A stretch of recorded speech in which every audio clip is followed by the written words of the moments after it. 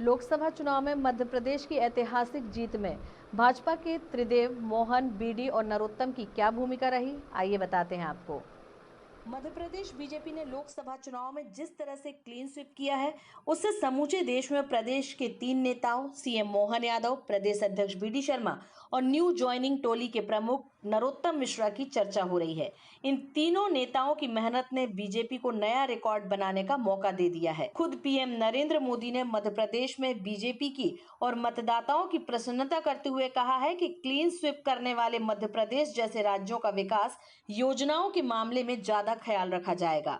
यह राजनीतिक पंडितों के लिए शोध का विषय हो सकता है कि जिस मध्य प्रदेश में कम वोटिंग हुई, वहां ऐसा क्या हुआ कि साधारण प्रत्याशी भी लाखों मतों के अंतर से जीता।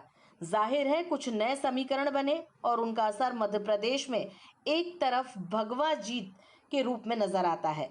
दरअसल चुनाव की शुरुआत में ही बीजेपी राष्ट्रीय अध्यक्ष जेपी नड्डा और गृह मंत्री अमित शाह के निर्देश पर पूर्व मंत्री डॉक्टर नरोत्तम मिश्रा को एक नया काम दिया गया था कि कांग्रेस के कद्दावर नेताओं को बीजेपी की विचारधारा से जोड़ना।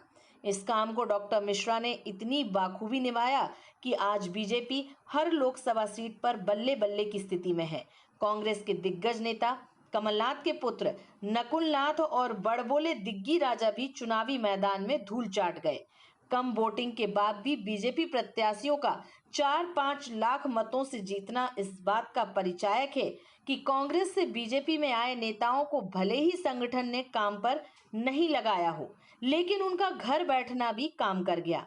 कांग्रेस की बूथ रणनीति नरोत्तम की ज्वाइनिंग टोली ने ध्वस्त कर दी। उस पर सीएम यादव के रोड शो तथा मैदानी जनसंपर्क ने बीजेपी के जीत में 4 चांद लगा दिए।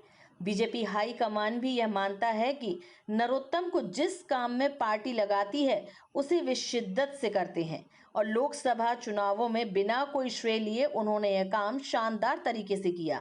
पीएम मोदी की लहर और अनुशासित बीजेपी संगठन का प्रभाव जनता ही नहीं, कांग्रेस के नेताओं पर भी पड़ा और वह यह मानने लगे हैं कि देश के विकास तथा उत्थान के साथ उनका राजनीतिक भविष्य भी मोदी शाह की जोड़ी के पीछे ही है।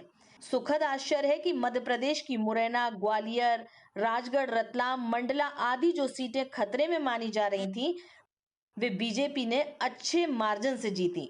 जाहिर है कांग्रेस विधायक रामनिवास रावत, निर्मला सप्रे, पूर्व केंद्रीय मंत्री सुरेश पचौरी, दीपक सक्सेना, अरुणोदय जैसे कद्दावर नेताओं की बीजेपी में एंट्री ने पार्टी को बड़ा लाभ दिलाया।